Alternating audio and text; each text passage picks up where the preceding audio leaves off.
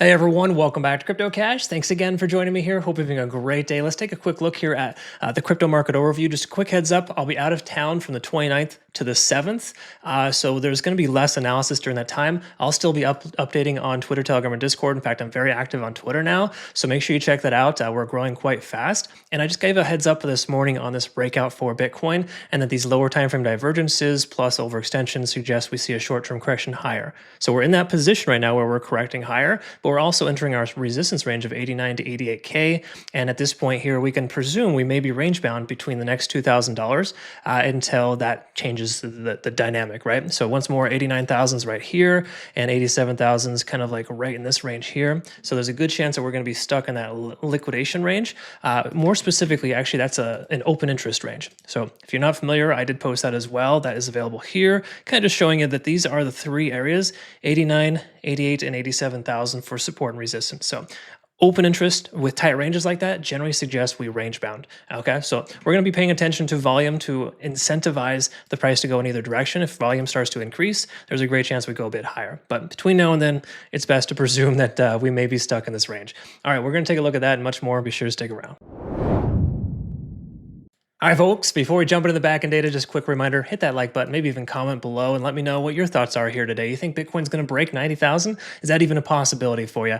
Let's go ahead and hear that down below. Obviously, if we have over 200 likes on this video, I'll make another one tomorrow. I can't promise the 29th through the 7th. Once more, I'll be out of town. We'll be having less content here on YouTube, but more specific content on Twitter, Telegram, and Discord. So be sure to stick around, or more importantly, check those out over the next coming weeks here. I've been very active over there. It's a little easier to maintain while traveling. All right, so we're going to take a look here at the, we're not going to worry about sectors here because there's nothing super, no super outliers. DeFi is absorbing a lot of the market cap there, just only 2%, honestly, not too much. When it comes to these areas here, specifically the order blocks, 89,000 we can see is heavily guarded with more selling opportunities there. So that's our local resistance. I wouldn't be surprised if we don't break that right away. Now, when we look at liquidation though, we can see 89 to roughly 90,000 is that upper area liquidation here locally. So that's a good chance we actually do see a continuation higher because of that, as well as the fact that the 7-day liquidation is piling up above the price, right? Too many shorts are starting to pile in. Liquidation short delta is probably still quite high to the downside, letting us know that shorts may get squeezed out here soon. I'm leaning more towards the price going up just based on higher low structure and maintaining above our point of control at 87,600. So we'll double check that on the charts, but macro structure here as well, 30-day, does suggest once more further upside. So liquidation is suggesting here that we go a bit higher. Let's go ahead and get a quick refresh here and double check our charts here for Bitcoin. Now, what I want to look at here would be open interest. Actually, we can just jump on over to my X account here and just kind of clarify that once more, we got three specific outliers in the 7-day time frame, 87, 88, and 89,000. That's basically just suggesting we're going to be range bound until we can break that 89K range specifically. So really looking for a closure above 89,000 today to kind of get that push to the next level. We're going to want to pay attention to volume too. If volume remains high, then we should be able to continue to push further up. Once more, liquidation delta is still high to the downside. We're at half we're half of what we were at yesterday, of course, but we're also in a position right now too where the price action is looking quite bullish, right? But we still have more shorts in the market than longs. So one or two things happens. We reject at 89,000, pull back, or we break through 89,000 and squeeze out those shorts. It's generally best to wait to see what happens first in these situations so you don't put yourself into a position where you get stuck in a trade. The last 7 days here, liquidation, we already looked at this here, but there's more liquidation on the upside than the downside, upwards of 93,000. So I'm not proposing we see 93, but if we break 90, I think 91 to 92 is a distinct probability. Let's take a look at the charts here just really quick to clarify. There is a fair value gap below the price here at 88,000, so we may see a pivot or a bounce off that level before the next leg up. When we look at the daily time frame, we want to understand here too as well that nothing's really different from yesterday, right? We're still bearish, still in the doghouse, still under all moving averages, under 50 on the RSI. Stochastic hasn't even swung up yet. So those are all signs to be like, okay, we want to be moderately bullish on lower time frames, but you can't be like, hey, we're going to the metaphorical moon here, right? Unfortunately, I see a lot of posts now that I've been more active on social media of just a lot of nonstop verbiage of alt season and all this craziness that's going to happen soon.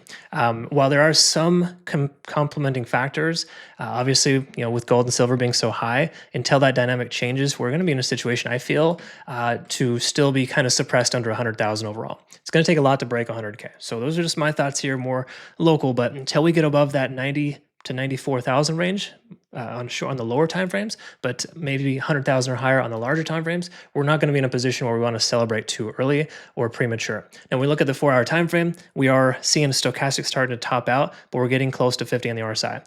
Generally speaking, we rejected out this level here last time, which was once again that $89,000 range. So I think the catalyst here for us is to get a closure above 89,000. That's going to be the big dog here. That's really the ultimate situation there for us. Now, we did break our ascending trend here, of course, on the lower time frames. We'll pay attention to that here, but for the most part, we're in a position right now where the likelihood of further upside is higher. But it's not like it's mega, right? We're not like super high bullish. We got a lot of conflicting factors rather that don't complement a breakout just yet.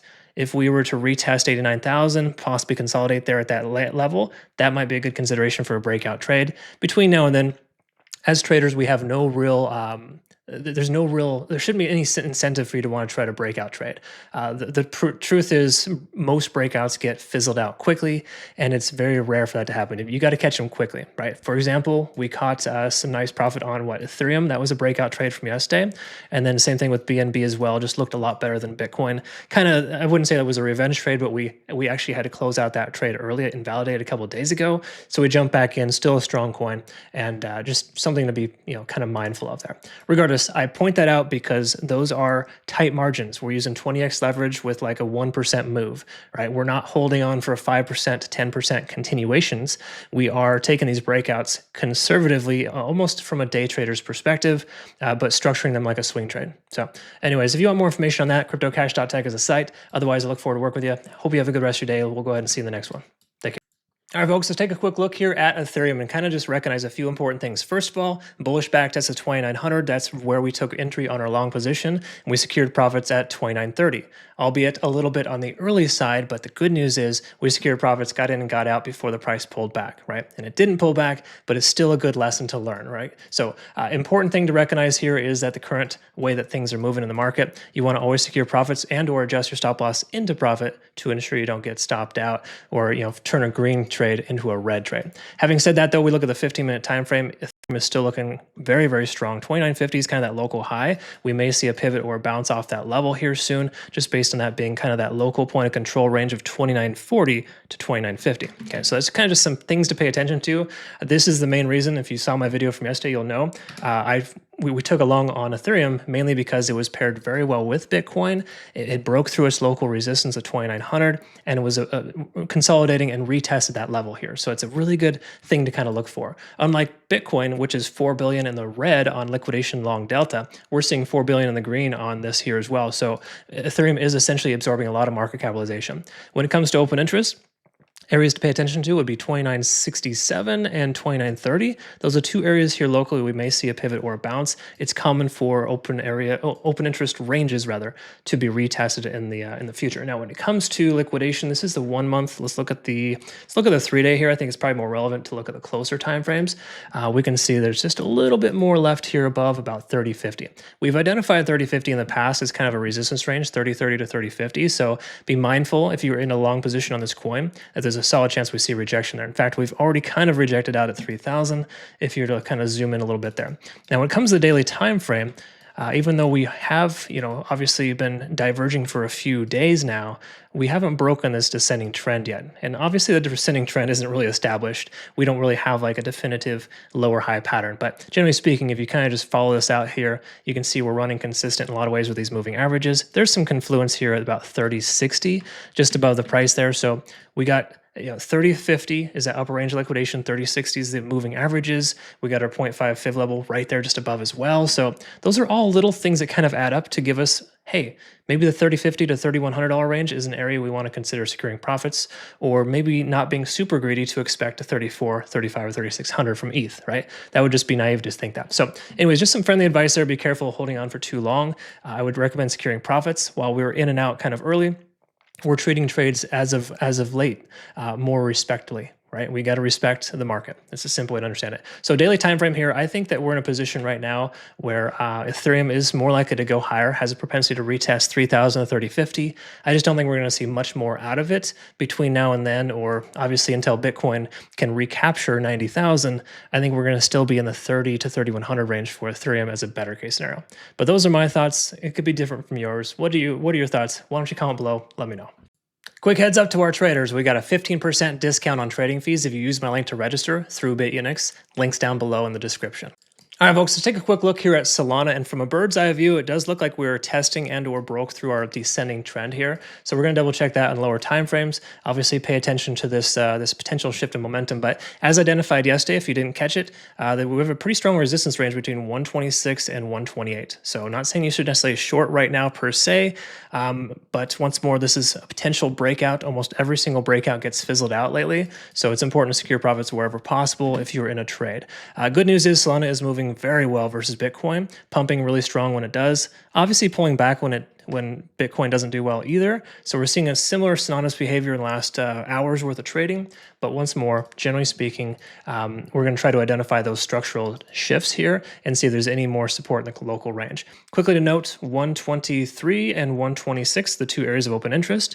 Bitcoin has a range itself in the 87 to 89K range. So there's a good chance that we may see some range-bound activity before the next breakout. Solana is 1 billion in the green on liquidation long delta with more liquidation on the upside. So 133 seems much more practical than a retest of the 120s or lower, right? But once more, you never truly know. This has been a pretty consistent uptrend with very little consolidation and or retracement. So I wouldn't be surprised if Solana does pull back just based on the simple fact that it's getting, it's moderately overextended on lower timeframes. We're under 50 on the RSI. We're not in a good shape there.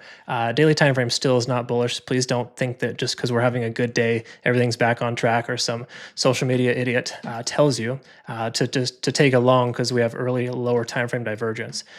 Those are good signs, yes, for short-term converging, but not for long-term gains, right? And right now, long-term gains are almost they're almost non-existent. All right. So in other words, buying now and selling days from now is a pretty low probability of success. You kind of almost got to be a day trader or have tight trades within margins. Like for example, if you missed our trades from yesterday, you'll know we took BNB and ETH longs. They were very tight and not something that we're going to be taking super. We're not going to be holding for days or weeks. Mostly just hours and a few days if possible. Okay. So anyways, just some things to kind of be mindful of. The market is by no means super friendly right now. 4-hour time frame does reflect once more. We are still under 50 on the RSI. We haven't truly broken that level. Money flow index is increasing, but it's still lagging behind. We want to see MFI above the RSI and RSI over 50 is kind of an early indication. We also want to be maintaining at 126 to 128 or higher on the daily time frame, preferably, or at least for like 3 or 4-hour candle closures there. All right. Once more, our point of control here is at 127. A lot of confluence above the price. If you consider shorting right now, I wouldn't be upset with it, but I do think that you probably want to be a little more patient, just based on the fact that Bitcoin could still surge to 90,000. But I think that's a lower probability. If you saw my Bitcoin analysis, you'll know that is available here on Twitter, Telegram, and Discord. The concept here is that we're expecting a short-term convergence here, short-term correction higher, which actually already happened. So unfortunately, that ship may have already sailed, and we're probably going to be pulling back here for Bitcoin. Anyways, all that said, friendly advice. Wait for either low 120s for a long on Solana or a short in the 128 to 132 range where we have that confluence. Between now and then, trading this range doesn't make a ton of sense. Try not to force. All right. Those are my thoughts on Solana. What are yours? All right, folks, quick look here at SUI, and just want to recognize and reiterate a few key levels here for you so you know kind of roughly what to look for.